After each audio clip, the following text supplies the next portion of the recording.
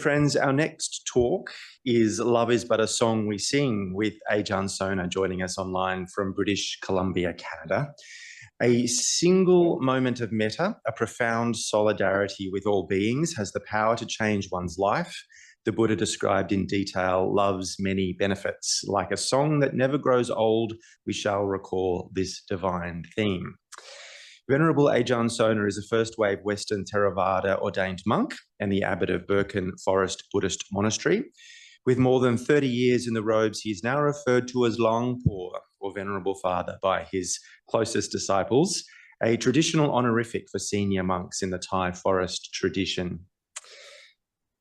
Ajahn Sona now draws on both the Sri Lankan and Thai scholastic and meditative traditions in his teachings. He also has a deep interest in ecological movements. Please welcome Ajahn Sona online from Canada. Hello. Namo tassa bhagavato arahato samma sambuddhassa buddhang dhammang sanghang namasami. Thank you for your invitation to the Metta Conference and the Metta Center. I'm happy to appear in Australia via the satellite. Birken Monastery is off-grid, and we recently have decent satellite communication, so we can actually communicate around the world. And I do this on a regular basis through these live streams, so I was happy to get this invitation. One more opportunity to just connect with people. This is also a way of practicing metta, is if you're so moved in your personality to express your metta through speech. But before we express it's not mere speech, it's not the mere sounds that come out of people's mouths, but also to express what you have internalized from your own studies of metta, loving kindness, and the opportunity to share it. So this is also, for me, it's an opportunity for merit in a sense. The Buddha talks about the dhammadana, and metta, loving kindness, friendliness, is a dhamma, and one of the most important dhammas that the Buddha taught. And it's a very central emotion and attitude, and was featured by him. And of course, he's a master himself of it, and frequently radiated loving kindness. But he didn't just keep it to himself. He actually made himself available as well to people, and gave a number of talks and suggestions, detailed suggestions about the nature of this emotion, why it's so important, and how to develop it. So this is, I like these opportunities, and I give them even without invitation. I make metta retreats as well at Birken Monastery, and we video them and distribute them via this free medium, this new free medium, the internet. And so that is beautiful and rewarding for myself to be able to share that. In the early days, of course, before this, these internet availabilities and so forth, in the primitive days, of course, we would just talk to a small group of people, and 10 or 12 people, maybe 25 people at a retreat, and that would be the end of it. And then the next day or the next retreat, you'd have to repeat yourself and do variations upon it. It reminds me actually of my earlier days as a musician and playing live. And then the next thing that came in for musicians was recorded music, so you can distribute it, and you don't have to play live each time. And maybe that's the connection I made, and I was invited to do this. So it's just an old tune from the 60s, actually. Put up your hands if you know the song. Love is but a song we sing. Anybody? Those who are, again, I know that the younger generation will go blank on this. It was a nice song. I mean, really, very nicely expressed, but it was characteristic of the late 60s. Love is but a song we sing. Fear is the way we die. You can make the mountains ring or hear the angels sigh. Yeah. And I started to think about simplicity as well, because everything gets complicated, including Dhamma. I mean, you could probably find yourself in a 2-week Abhidhamma course on loving kindness, or the quantum physics of loving kindness in a materialistic setting. What is the nature of loving kindness from a quantum physics point of view? I mean, there are all kinds of ways of ruining this experience. This is for children. And of course, mothers as well. And one of the central metaphors for the Buddha is as a mother loves and protects her child, her only child. And one of the things that mothers do, how do you communicate with a child, even before when they're pre-verbal?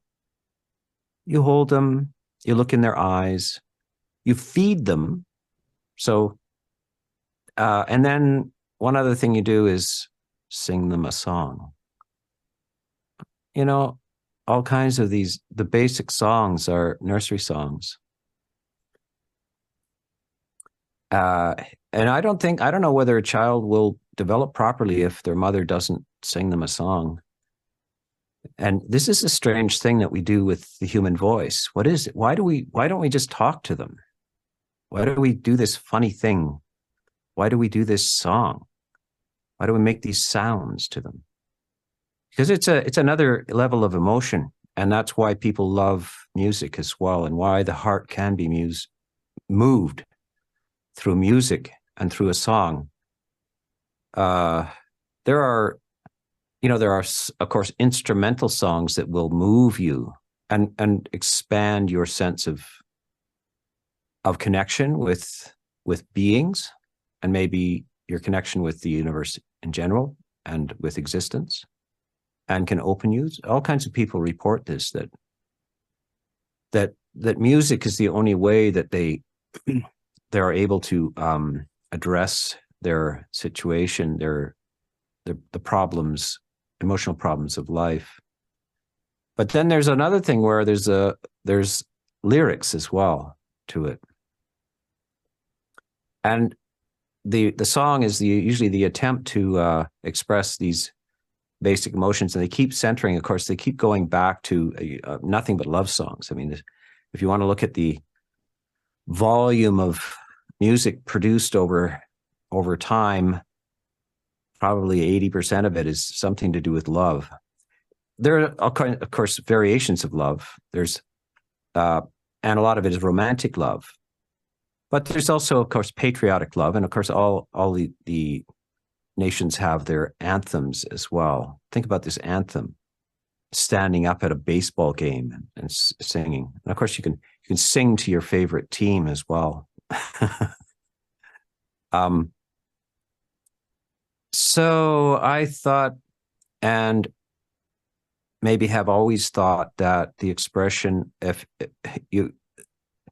way to teach this on the emotional level is, it is a song that you sing. And you sing it with everything, all parts of your body and your mind. And in some ways, you have to let go of your analytical aspects. Certain parts of your prefrontal cortex need to be set aside for a while. And one of the problems, of course, of modern education, modern structures of society, is that we focus almost exclusively on this analytical capacity.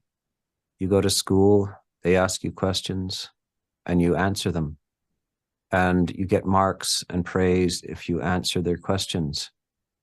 And they're not interested in you answering any question. You must answer their questions. But their questions are limited to certain kind of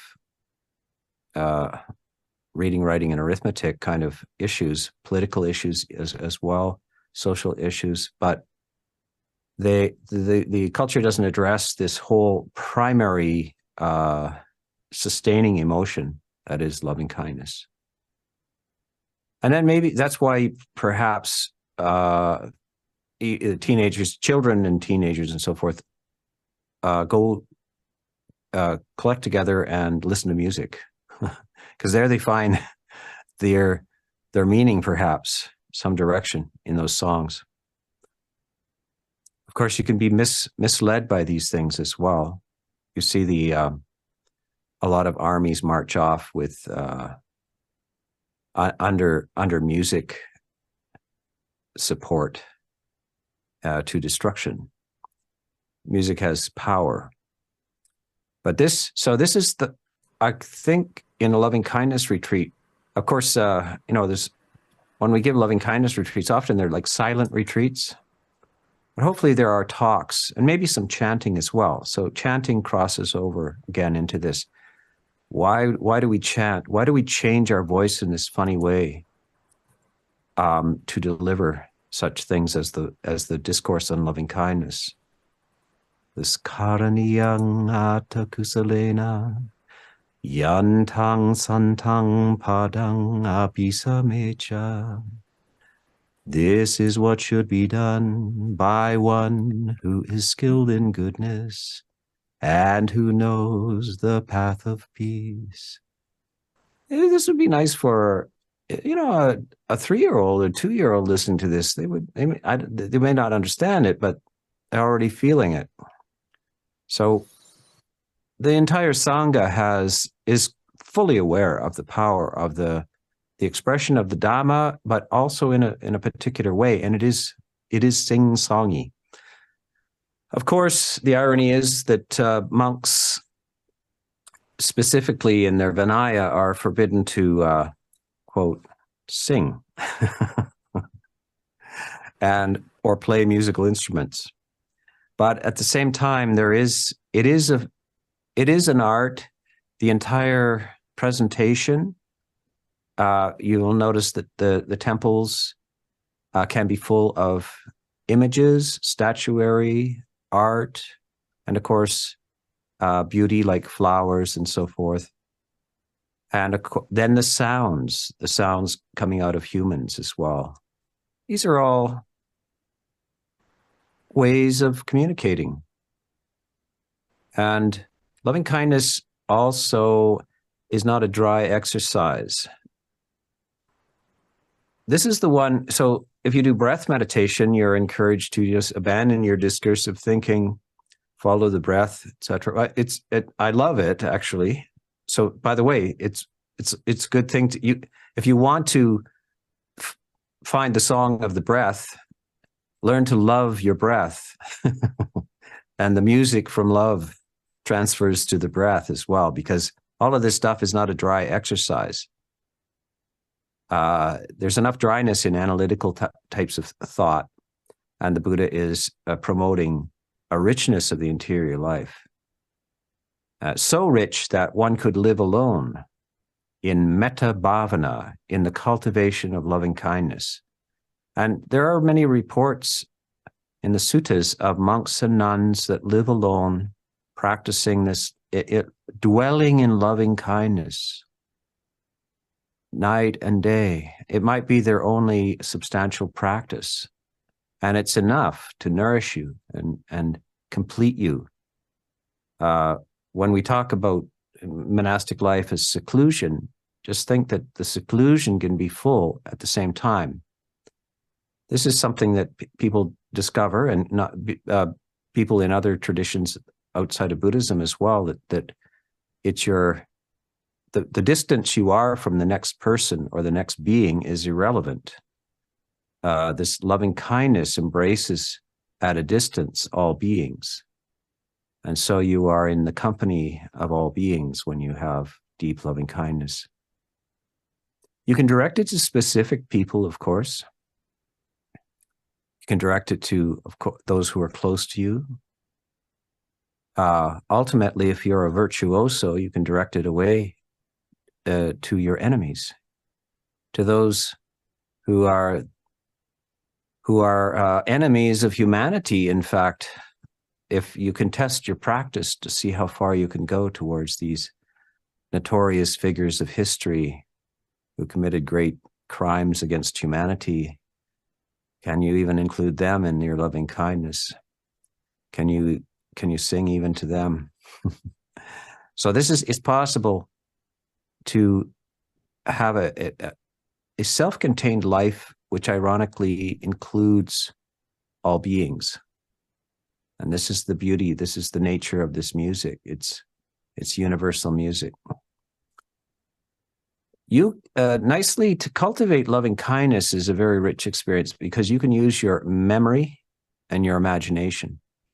Whereas a lot of the instructions in meditation courses are often a very rigid avoidance of memory and imagination, but loving kindness is very clear that it requires imagination and memory. So one of the things the Buddha does is go through a series of beings telling you but who you can radiate this to, those who are near, far away, born, to be born, great, middling, small, all beings, above, below, all around, as a mother and a child. How do you do this without discursive activity? How do you do this without your imagination? This is a direct invitation to imagination, and of course, it's going to trigger memories as well. If you've been fortunate enough to have been a mother, and of course, all of us have had a mother or somebody who took care of us, and so it's going to trigger memories as well. And this is the beauty. The invitation is to, yes, go retrieve it from your memory. Find those moments in your memory, because those are the beginnings.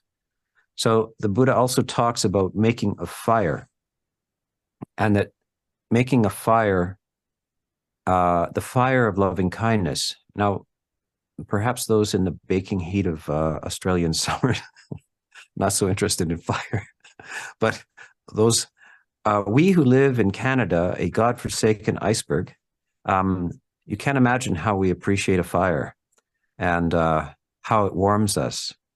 And so this loving kindness is that cozy fire before which you sit. And so the Buddha talks about, you start with dry paper, tinder, etc., to start a fire. And I suppose in the days of the Buddha, he talks about starting a fire with a bow drill, which is quite an interesting process. So it's rather tricky. It takes constant focus and activity to generate the first sparks of the fire. And you'll have to watch a YouTube video on how to make a fire with a bow drill to understand what the simile of the Buddha at the time. In fact, one of our monks did that. I think Ajahn Sudanto and another monk did, just to recover the feeling that the Buddha was trying to express. How do you make a fire with a bow drill? Because it's kind of important. He says that you can't just stop and start with it. It has to be constant, and for it to build the friction up enough to ignite the flame. So this is how you would think about this initiation of loving kindness. It is something that you are going to generate and develop. And how are you going to generate and develop it? Hopefully it won't be by dry formulas. Now, there are a lot of dry formulas about you just repeat after me, May I be well, happy, and peaceful. May others be well, happy, and peaceful. May everybody be well, happy, and peaceful. That's, I don't know, it's a start, but I don't know how much fire is going to be generated by that. But I would encourage you to be creative as heck. Use your memories. Tell stories to each other. One thing that I was in my teens when I was at a kind of a camp with a bunch of other teens, and somebody directed us to just sit around in a circle and disclose our earliest sad memory. And we went around the circle and talked about, dogs dying, or somebody, a father leaving, or a divorce, or, and really just seeing that each person has had shocking sorrow in their life. And then we went around and said, now, what's your earliest happy moment? What's your earliest happy memory? And we all ran around and just, simple things, somebody gave them a bicycle, or their aunt, they stayed with their aunt for a while and they had a good time, or things like this. And it just set aside, you had X-ray vision into what it is to be a human, and you understood that it's a universal experience, the sorrow and the joys of existence, and that they're similar. You can relate to each one, and that's a way of opening the heart as well. These are creative ways. It's a creative practice. This is an art. This is a song, and so you can do this on your own, and also by, of course, listening to talks on loving kindness that move you.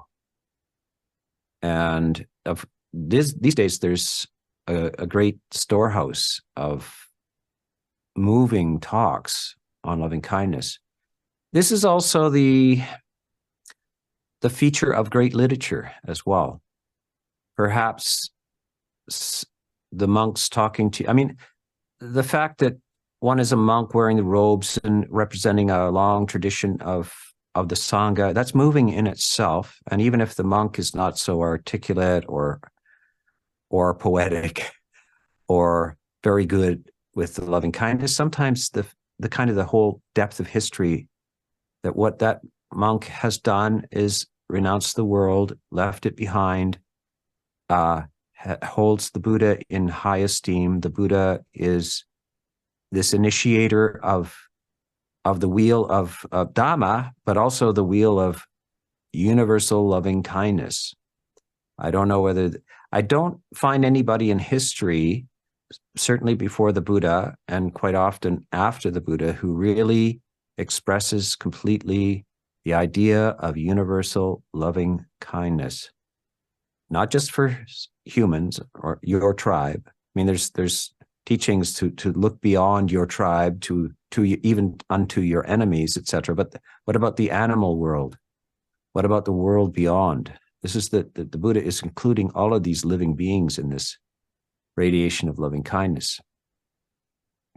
So this also is a moving feature, even as I say, if the monk is not so expressive or able to talk you into loving kindness, at least some people, especially if you're raised in a Buddhist culture, there's a whole resonant and a kind of song of the Sangha, the song of the Sangha, just the sight of the monks, the sound of the chanting. It's just embedded in the culture and in the people's mind. As it comes to the West, of course, this chanting in Pali and so forth, or rather, for some people, doesn't mean anything.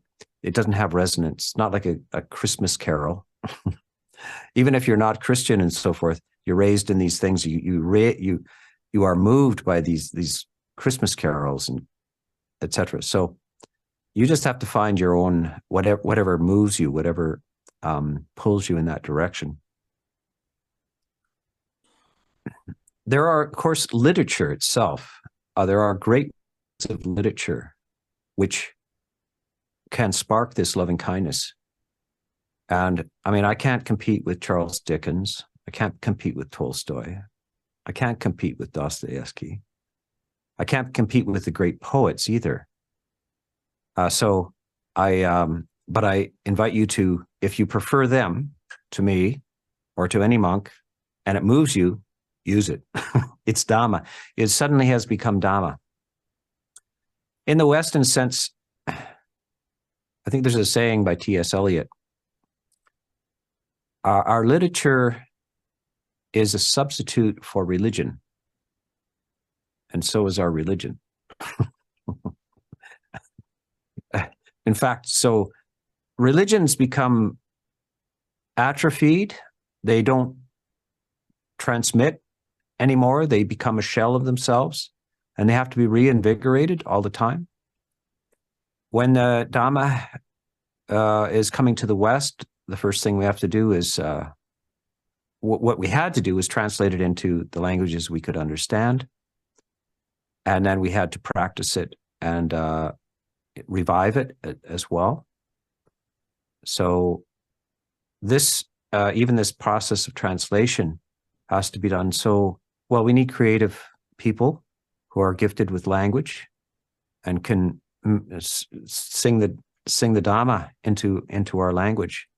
I know Ajahn Sujato has been done this monumental symphony of suttas, a huge undertaking, attempting to bring it into the language that moves and communicates as well. And then to the act of loving kindness is to spread these versions that are in the right language in order to actually move the human heart.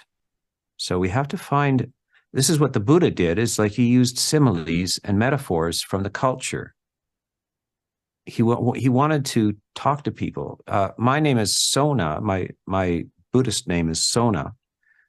And Sona was a musician. At the time of the Buddha, he was a veena player. Veena is like a sitar kind of thing. And I was a guitarist as well. And that's why I chose the name Sona. But I like the story of the interaction with the Buddha, between Sona and the Buddha, because the Sona had left the household life to become a monk, and his profession or his love was music and the guitar. So I could relate there. But he's also a very determined fellow, full of effort and energy, and missing, in some sense, loving kindness for himself.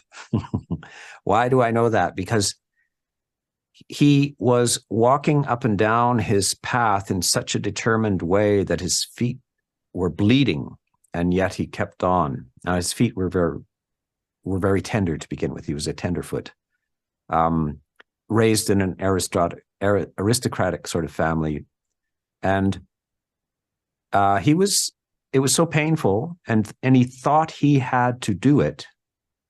He thought that he should be strict with himself and ignore his own pain, etc., that this is what you're supposed to do.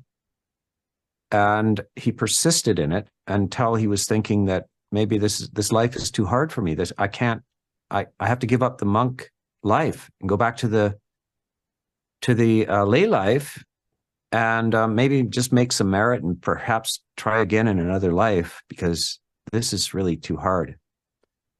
The Buddha reads his mind at the time, comes and talks to him at the path, and he says, Sona, how's it going? Knowing how it's going. Sona says, not going well. Path covered with blood. And so the Buddha relates to him as a musician. He says, you used to play the veena, didn't you? And when you tuned the strings too tight, how did it sound? It didn't sound well, O Lord. And too slack, how did it sound? Not well. So there is a right tension to the strings. Is that right, Sona? Yes, O Lord. Having spent many, many years getting the right tension in the strings so that that the instrument sings. So he says, that's how you should practice. You're tightening those strings up way too tight now. But I don't want you to just lull away the day in a hammock either. because that would be too slack. I want you to find the right tension that makes the music. So here's the Buddha using these metaphors and similes. If he thinks that the person can understand it through music, through their association with music, he uses that.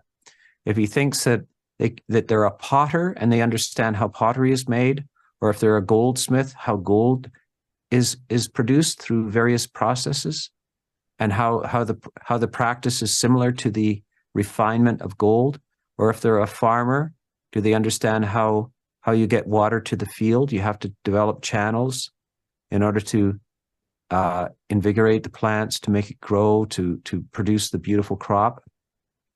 So this is what we have to do with loving kindness as well. We have to reach through any means possible the similes, what relates to people in their lives. How to and if the beautiful experiences that they have are through music or whatever, you talk through the simile of music, because we're talking about it is a form of creativity. It is kind of what perhaps certain great music can produce, this exalted feeling. Certain great literature can produce it. Certain great poems can produce it. Certain great grand spectacles as well. In fact, so this is one of the things of, say, a large gathering of the Sangha. You see maybe hundreds or even 1,000 or more monks gather in a grand building devoted to Dhamma. You look at some of the greatest architecture in the history of the planet. These are great monuments to the remembrance of the Buddha and the Dhamma and the Sangha. And they're how many people worked how many hours, and how many people donated and et cetera to this project because of the monumental greatness of what they experience with Dhamma, or how this influences not only the individual, but filters out and affects the culture and society around them. So these massive, this is a spectacle like that, massive architecture, the meeting of thousands of monks and nuns, the participation of hundreds of thousands of lay people in certain areas, specifically Thailand, and of course Sri Lanka as well. You can get on these occasions gatherings of 100,000 or 200,000 people to remember and honor the Buddha, or even a great monk, such as Ajahn Chah, at his funeral and his remembrance days. You will get gatherings of 1,000 or 1,500 monks, mechis, and 100,000 lay people. And during that, of course, there'll be outflows of. This is love. This is love, universal love. It's very easy to feel it in those conditions. These people are all driving from a long ways away, moving from a long ways away, making arrangements. There's something profound going on here, and there's love in the air there. And of course, one of the features is this: that you will not go away unfed. That spontaneously people gather and make these beautiful pavilions that distribute food during these events, all for free. I mean, it's hard to walk past them because they will be enjoining you to eat. And the food will not be dented tin cans from the local, giving to the local charity. It's the best food possible, and you will be fed freely and without needing to ask. So this is a celebration. This is a love festival. This is, I think, what Woodstock wanted to be. The Buddhists were there, did the Woodstock thing 2,500 years ago, so and still do it to this day. And I hope they continue to do it. And I hope we can import that to the West as well. Right now we have, we don't have these mass. Because we don't have the mass numbers, the gatherings are rather small. They're in ethnic temples and occasionally in Western temples around the world. We have moderate things. However, through this medium that we're speaking through right now, you can have 100,000 people gather and participate in the same talk and so forth. And then they communicate with each other, recommend the talk. And they also, even though they can't be together, and this is really the essence of loving kindness, they can't be together, but in virtual reality, they're sitting together and listening to these talks. And they know that those friends that are 1,000 miles away are there. So it's in their mind. They're communing. And they need that, somebody who is of the logical persuasion might say, well, this is all in your imagination. But there's something real about the fact that all these people are joining at the same time to listen to this and to participate in this feeling. And so this is the beauty, actually magnificent art of loving kindness. So if loving kindness is generated, even for a finger snap. So this is, I think in the introduction was mentioned that the Buddha said that of all of the meritorious possibilities, that if you can generate loving kindness for a moment or two, true loving kindness, universal loving kindness for a moment or two, true, that the benefits are incalculable. They exceed all of the generosity practices. They also, by the way, they relieve a monk who is not enlightened from debt to the Buddha. Because a monk who is not enlightened and is in the robes being fed every day by the lay people, and of course he or she must be fed every day, because they're not allowed to buy their own food or have money or keep their own food. So every day they're receiving a gift from the lay community of food, shelter, clothing, etc. And so you're living in debt if you have not attained some stage of enlightenment. At that time, after the Buddha had made that pronouncement, a number of monks disrobed because they were just getting farther and farther into the Buddha's credit card. It was just like the debt was bad. They knew they were not enlightened, they were not adequate. So they just say, I give up, because I really don't want to be in that. I don't want to be in debt. I want to just be receiving food and so forth from everybody, and still not enlightened. The Buddha said, if you can generate loving kindness for I think the duration of a squeeze from the cow's udder of milk, one squeeze from the cow's udder of milk, you are free from debt. You don't have to be enlightened. One brief few seconds of loving kindness relieves you from a lifetime of being fed, clothed, sheltered, and given medicine. It's that powerful. And is that meaningful? And I think the Buddha foresaw times in the future of history where true enlightenment would be rare, but still the possibility of the generation of loving kindness would be available.